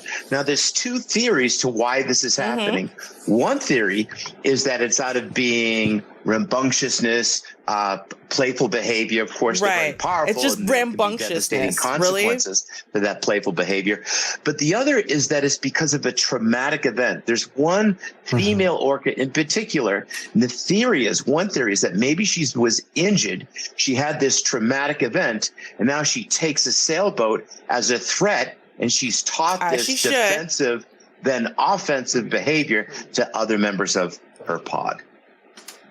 Yeah, it's crazy because orcas, I mean, I grew up watching Free Willy, so it's very easy to anthropomorphize what's happening you grew up watching Free with Willy. A whale in the ocean and their interaction with humans. Yeah. You are such an incredible resource when it comes to whales. I know that there's some video that you have of a North Atlantic right whale. If we could play that, we'd love to see what we're looking at here. Absolutely, Gotti. This is so important that we all take witness of this, because we may be the last generation to see this creature before our eyes right now. This is the North Atlantic right whale. This is footage from IFAW, the International Fund for Animal Welfare. They're on the front lines with a team of folks trying to save these whales. Right now, Gotti, we only have about 340 surviving right whales. Yeah, why is that?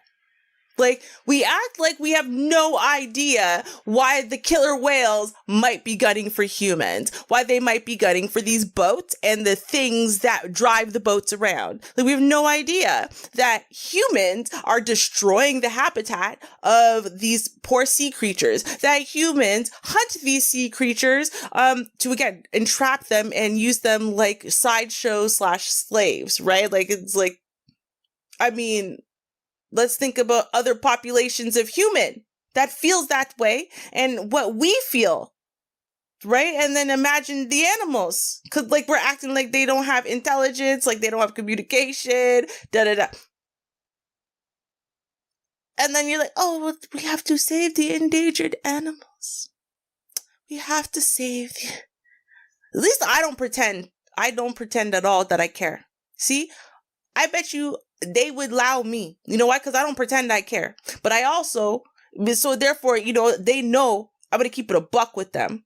Like, dude, if it's up for me versus you, bro, you're dead. I ain't pretending I care. And save the whales. Because do y'all want to do the actual changes necessary in order to actually save the whales? I mean, not just this one random dude, right? I mean, everybody who's going to pretend they care. No. Whales.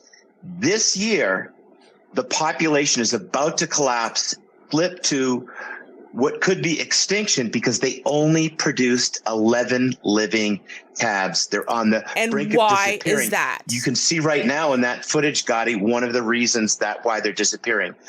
It's ghost nets. They get entangled in What did I fishing say? line, and they suffer tremendously. They also get hit by ships when they wander and migrate into shipping lanes. Again, what did I say? Those factors, along with climate change, is driving this species to the brink of extinction. Right. And we may lose it within our lifetimes. Right. But you're saying that a species that's as intelligent, has all the different feelings as humans, has like the ability to communicate with one another, has sonar technology like built into themselves. You're saying that you think what? They don't know how to communicate from species to species, right? Of whale, right? Because they're all just whales, just like we all just humans, no matter how light skin, dark skin, white skin, Chinese, whatever it is, right? We're humans. We're just a subcategory of humans, just like they're just a subcategory of whale. You don't think they know how to talk to each other? You don't think they know how to plot with each other and say, listen, y'all are killing off yet another species of us. Come on, man. Come on. 11 offspring for possibly the entire species. That is a terrifying that they thought. let you Thank see. you so much for bringing us those images, Jeff Corwin. Thank you for everything that you do. Again, you're not going to get me to not put 2 and 2 together. I don't even understand how they in the show didn't put the 2 and 2 together. You said it all at the same time. So how you didn't put the 2 and 2 together, staggering. And that's exactly probably why lots of species, because it's not just the whales, it's also the pigs. If I haven't talked to y'all about the pigs, I will do that in an upcoming episode. But what do y'all think? You think I'm right? You think my theory is right or what? You think they're just being rambunctious and playful with the speedboats? Anyway, thank you, Neek, for helping me advance my agenda to prove that the animal species, well, all animals except for humans, and actually, well, I guess humans who are against humans, literally vying to take us all down. Just saying.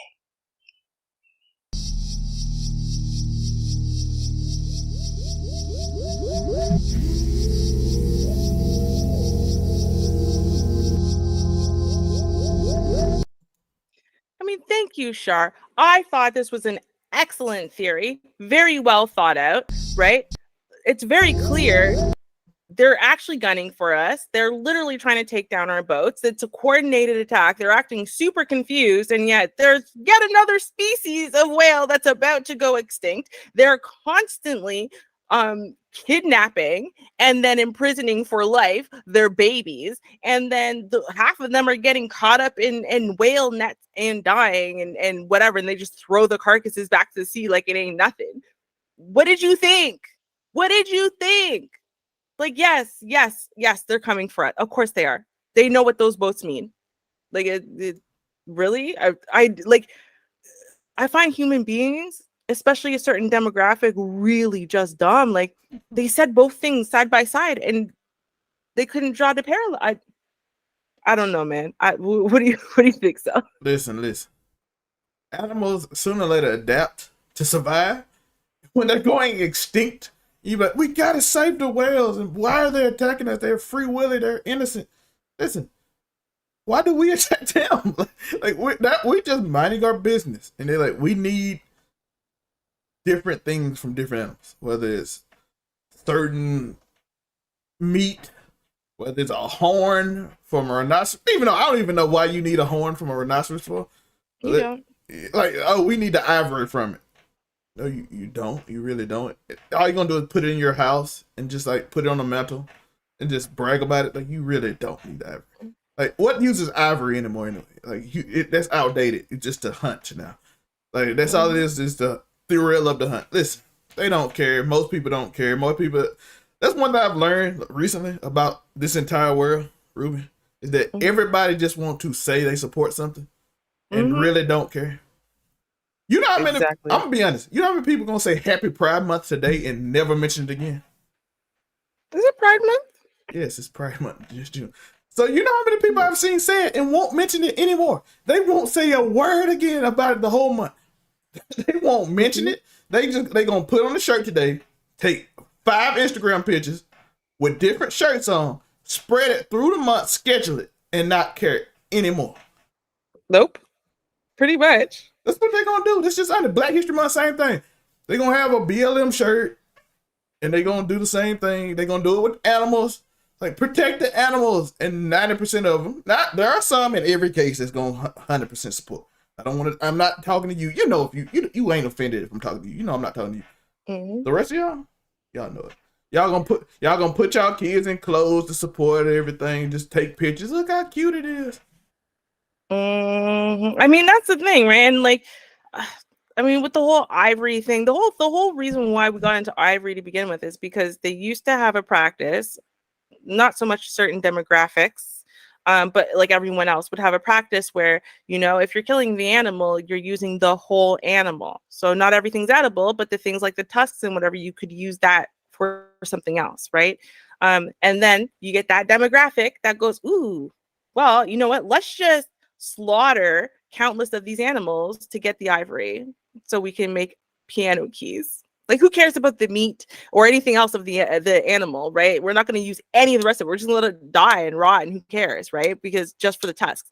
So that's what you see them do, and they're so careless, and they'll make these decisions, right, and ruin other people's fur coats and da-da-da, but then they'll be wearing leather shoes or just something. It's just, there's so much hypocrisy and foolishness. I'm just over it. I'm over listening to these people try to tell me something. You can't tell me nothing. You know why? Because I already told you I don't care about animals. I don't care. Oh, but the way that they raise the chickens, as long as it makes the chicken taste good at the end of the day, I don't care. I don't care. They're not my friends. You know what they are? They're food. And I'm at the top of the food chain right now. So that's it. That's what I got for you. Sorry about it. Yeah. Recently we have had a star that she's not really a star. She's kind of like date stars and date rappers and stuff. And she had an incident, and I do want to go over this. I want to talk about it. It's a DUI. Her name is DaniLeigh. She's been in the news before for something else, but I want to go into this. I want to talk about this because I know it is a big topic. So let's get into it.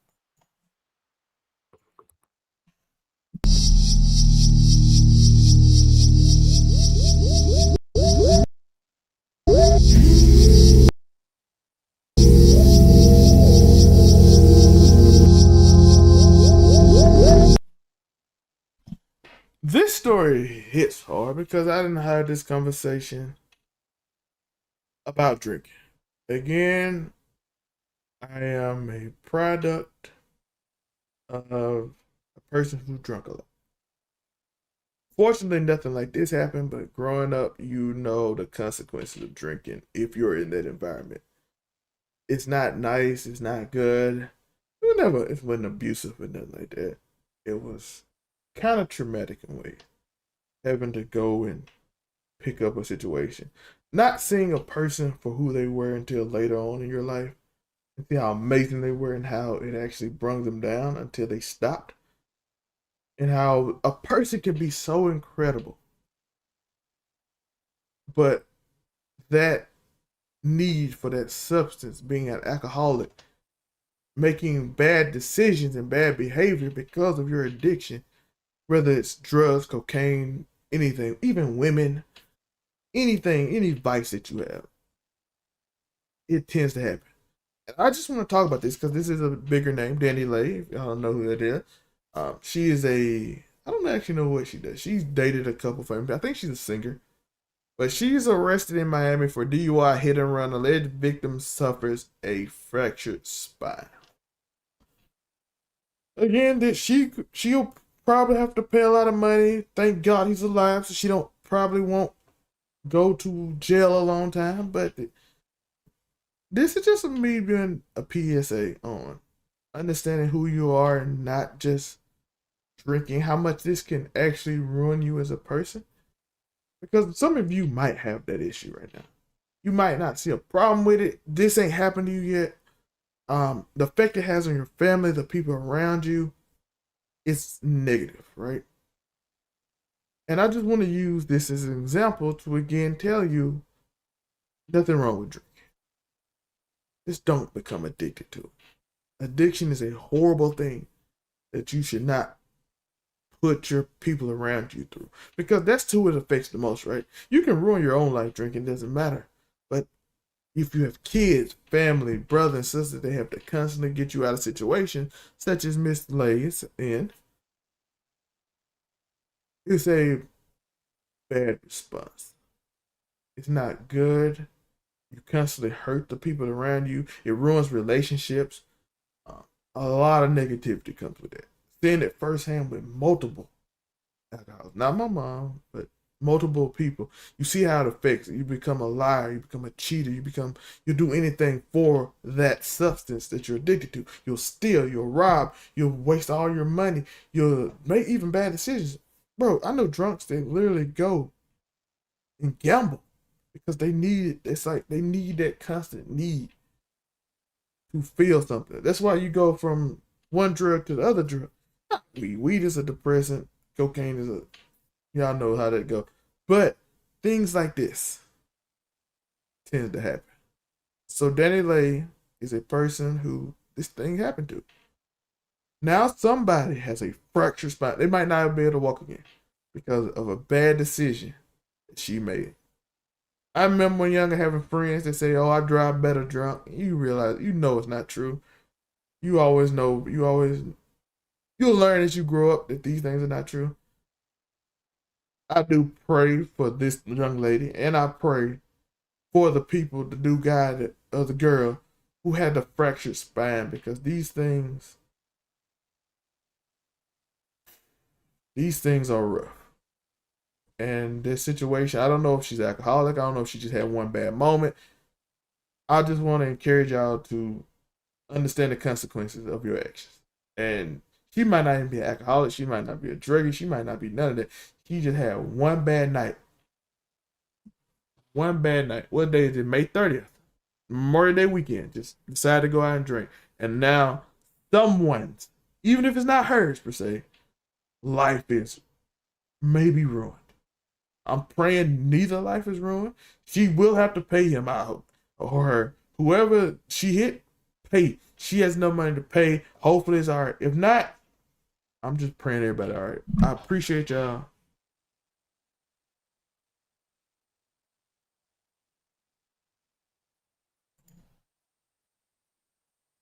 Why would you see?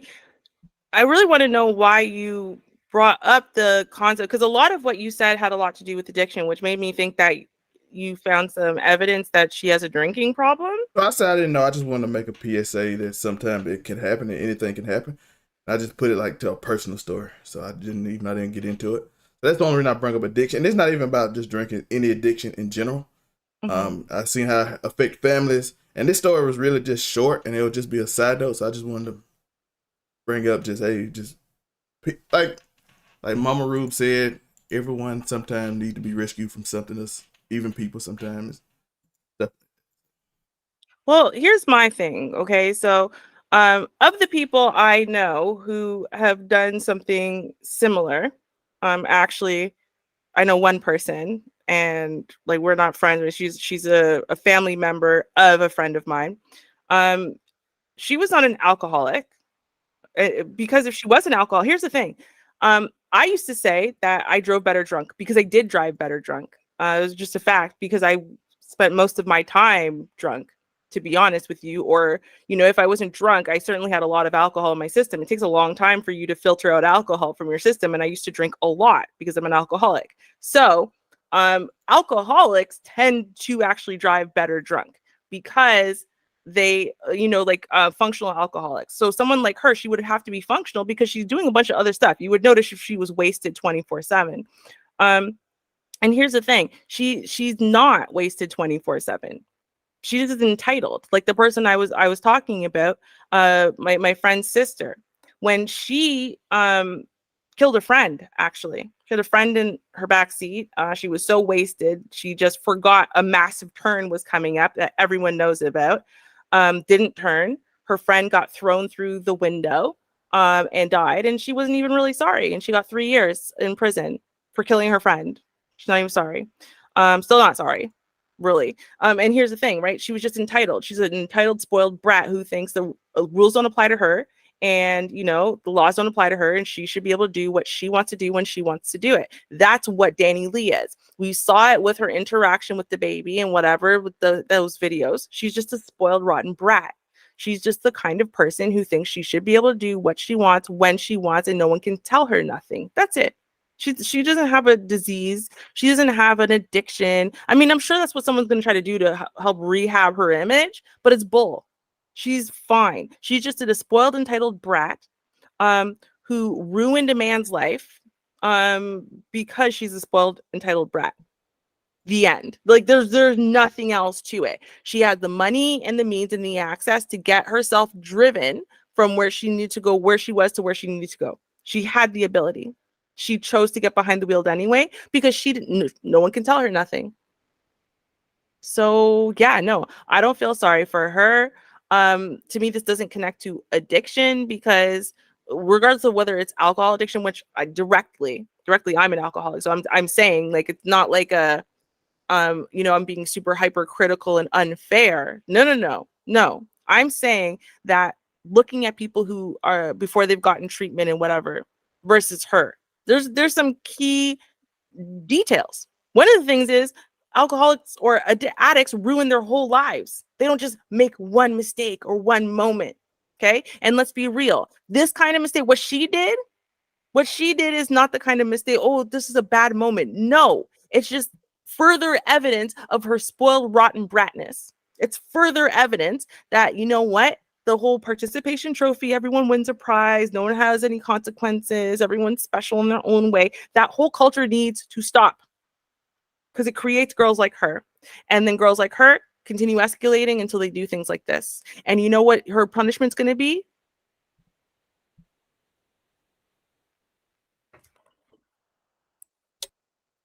Watch. That's going to be her punishment for paralyzing someone.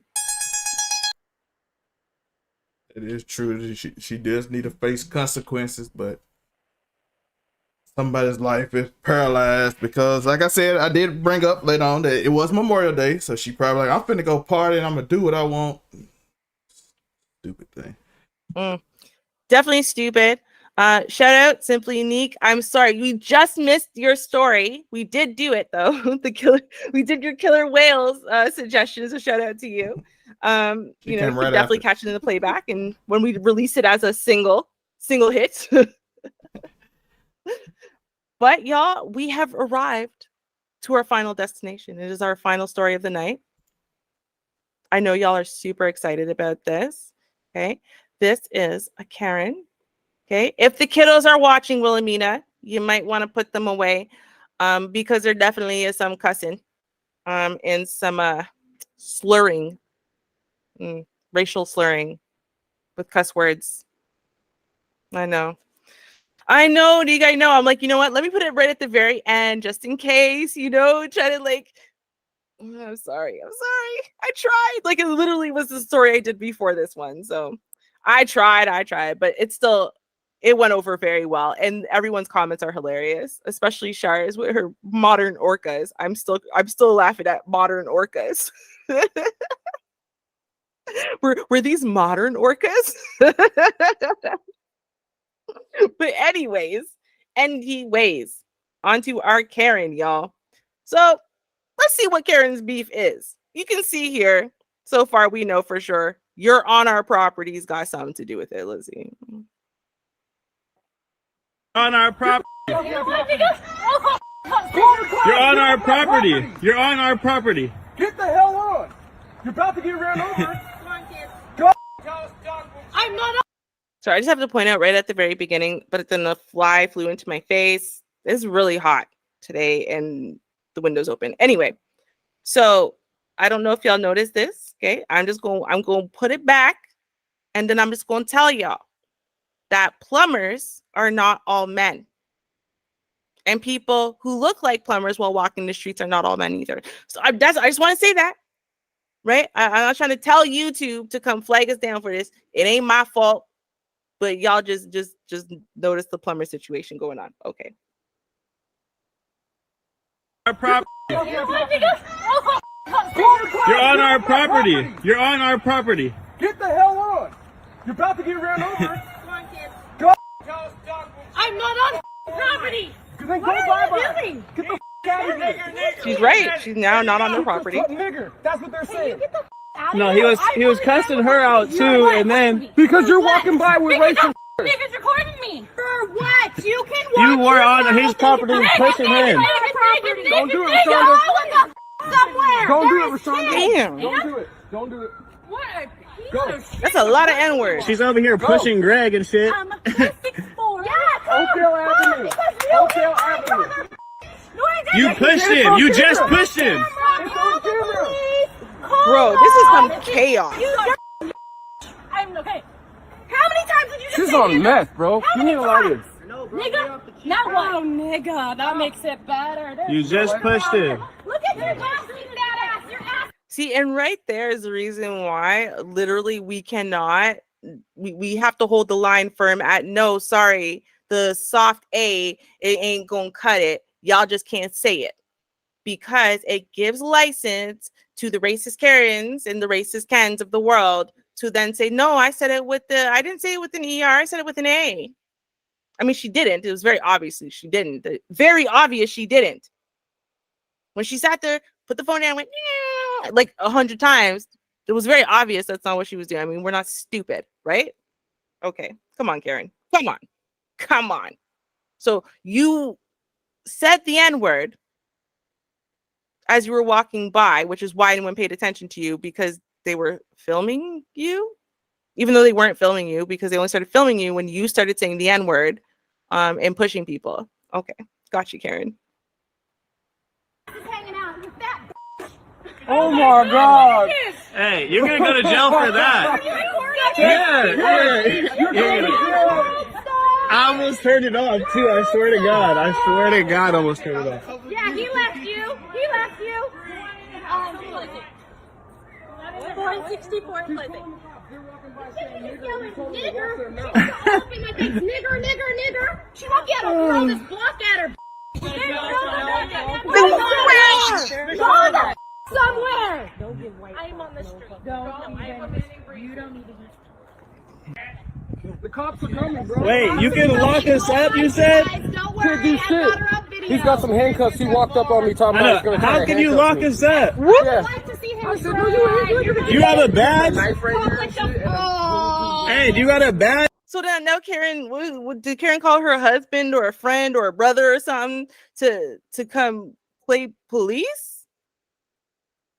I mean, honestly, it probably is, because I don't know about y'all, but I've heard lots of stories where a young Black person has been handcuffed or tied up or whatever, or like the story we did with that Ken who grabbed that young man by the throat and felt perfectly, I'm allowed to do this to Black people, to hold them in place till, I get my way or until the cops come or whatever, right? Like they really feel like it's okay for them to do stuff like this. So this is very interesting. Now we got someone with handcuffs on the scene. on Karen's team. Jeez. Sir. Did you forget to go to school to be a cop? Oh, is your dream to be a cop? I don't care. Freedom of speech. I can say whatever the I want to say. That's true. She's the one that took her clothes down. You went to the sidewalk. Yeah, keep recording, Rodavia. Don't stop. Now you can tell he wished he was a police officer. He didn't make it that far though. Oh yeah. Hey, good job. It didn't last, huh? Did you drink too much? You got. It didn't last. Oh no, he's a failed cop. That is so much worse, right? Because like the failed cops are all like they're the ones who really want to be in the thin blue line, right? Like they're not made to serve and protect anything. You know, and they were just too sociopathic really to get the badge. So that's why they're really failed. So he's a failed cop, okay? He wants that authority. He really wants to be able to punish people just for disrespecting a cop, okay? We know that's what it is. We know that's what the kind of person we're talking about. And he made it, but not all the way. And it's probably a sore spot for him. I bet he's on disability or something. Oh my God. Oh my gosh. Oh my gosh.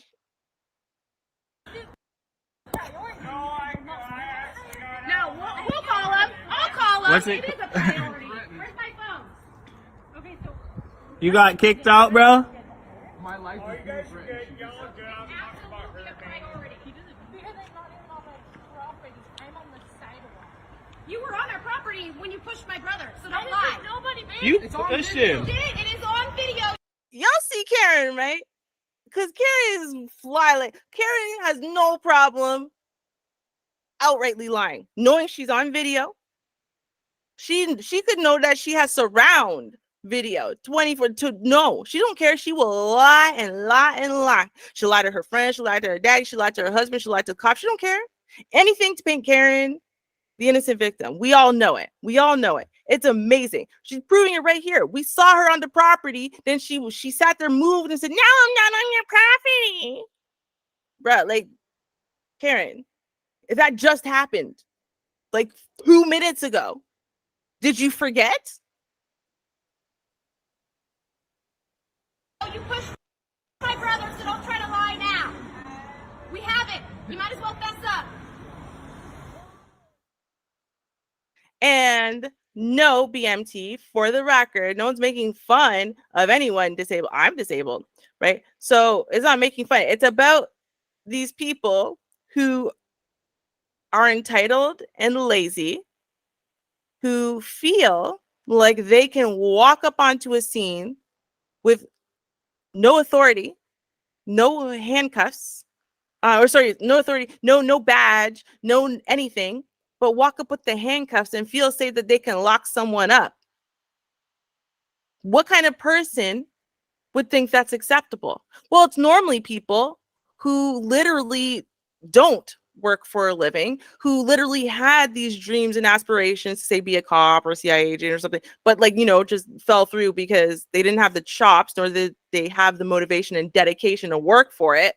Right. And now they sit at home with like a little measly disability pension check or whatever. Right. Like they don't actually have to work. And they're desperate to prove that they're about something still. They're desperate to prove that they're worthy of being respected. Right. And they have nowhere in their lives that they're earning it. So what do they need? They need you to allow him to come with the handcuffs and acquiesce, submit. Insane. What do you think about this, though? Listen, Karen decided she ain't had this chance to get this N word off in years. She finally saw one, Ruby. She saw one. And she finna say it as many times as she can get out because she don't know when she gonna say another. Listen. I've seen them before. You got it. It's the only one being like them suburbs who don't go to school with a black person. So they be shocked when they see one. It's wild. And they didn't care. Really? Well, listen, BMT clearly has a lot of fire in his soul. Okay. So y'all see the way he's coming for me. Okay. this should let you guys know that the discussion on Monday is going to be fire. And y'all know that on Mondays, we also have a call-in section. So this is the perfect time. If y'all want to come and hear a fiery discussion, you're definitely going to want to show up on Monday. Okay. We're going to do a little news, BMT is going to be a special guest, and then we are going to get right into this topic of discussion. Okay. We open the call lines. It's going to be a whole thing. It's going to be amazing. I'm super excited for our very, very first ever special guest. We'll see how that works out. We're going to be in his living room. Yes. BMT, I hope you got a comfy couch and everything so we can just hang out and chill. I hope you got some chairs for us. I hope the audio's good. So Popcorn. So we're going to be at his house. Right? Like literally up in his yard. All right. So I'm just saying, let him run his mouth now. Just wait till Monday. Just wait. No, but for real, y'all. Thank you all so much for coming. That is the end of the show. I know. Disappointing. I wish we had more stories too. But okay, Monday's just around the corner. It is going to be super epic. We've got lots of great stories and the insane topic of transmaxing. And like when I say that I've got details for y'all, I have got details for y'all. So you don't want to miss it. Okay, you've got to tune in. Thank you so much for coming. I mean, all of y'all, we could not get this far without y'all. We're over 50 subscribers, y'all. We're over 50. We're more than halfway to 100. I don't mean like 51. I think we're like 54. Like, dude, and that's all thanks to y'all's support from day one. Thank you all so much, because we are growing. Like, it feels like leaps and bounds. Might be overstating it a little bit, but it feels like we're growing like constantly, and it's super exciting. It makes it every single struggle, all the technological nonsense that I have to deal with, because technology is always gunning for me. Zell's fine. It's always me. But it makes it super worth it. It makes it super worth it for Zell. I'm going to speak for him now. When I ask him to do absolutely impossible, ridiculous things, and then I just expect him to accomplish it, and then he just does. So thank you for that. It's not finished yet, Char, but it is coming. So here it goes. It's coming. We gotta adapt it around a little bit, but we'll get it. See, we working on stuff. Okay. So, and like we're trying to work and grow, and love y'all so much. Thank you so much for being our inspiration, y'all. And thank you so much for all of y'all in the chat, keeping us entertained. And of course, we were well over 100 comments today, as is usual. Thank you so much, guys, for always being super active in the chats, and for making sure that you are subscribed and you click the bell so you guys are seeing all of our pre-recorded video releases, because we release all the individual news stories and you guys watch them, you like them, and you comment, and y'all are just super awesome. Thank you so much. Yes. And update, I have so many stories recorded that 2 or 3 will be premieres that y'all have not seen. So I have a man who became a samurai while people were streaming him. So that story will be coming out soon. So look forward to that. We're going to catch up with some old stories. So some of you might have forgot. Look for them. They will be here soon. Today we did the Saudi Arabians taking all Arizona water, and it'll be gone soon. So that story came out earlier today. So older stories, new stories you have not seen. Ruby got premieres coming up, full on featured film. I do. I really do. And like the thing is, like the only reason why I haven't done the TikTok premiere yet, even it's like an hour, is because new stuff just came out again. So, I keep adding to it. It's going to end up being like a 2-hour like premiere. It's going to be crazy. I'm going to just make it a whole damn feature film. It's going to be like, what else can I do? But I want to give y'all the best of the best. Okay. So y'all make sure you stay tuned in, make sure you subscribe, you click that bell. Okay. Thank you so much for your support. I love you guys. Yeah. Feature film documentary on TikTok. Ruby got coming. And by the way, Char, you TikTok. Do they pay you on TikTok? No. If I do a 2-hour feature film, and trust me, y'all know I am a perfectionist. I will make it perfect. It's going on Patreon. Let's not lie. Or like pay-per-views on YouTube. Like listen, man, that's a lot of work. Okay, under 2 hours though, I'll just release it on YouTube like normal. But yeah. Char, you see the link? The link is right there. They can click it. It's in the pin comment. It's been here the whole episode. I expect to see a fall. I got threatened. Hey, listen, I told him Shar is scary. Then you know what I said? You know what? I'm gonna stop running interference. You know, I know you're gonna deal with Shar yourself, because I am tired of being the only one in trouble. So Mama click Shar, that. thank click you. that link for my soul being threatened. Please go click that link in the pin comment. Right? Thank you for whipping Zell into shape for me. Thank you. Yeah. Appreciate it. Ruben finna have another idea, and we're gonna have like a feature film movie in the background or something going on. So we'll see. No. See y'all at BMT House Monday. So yes. Cheers, y'all.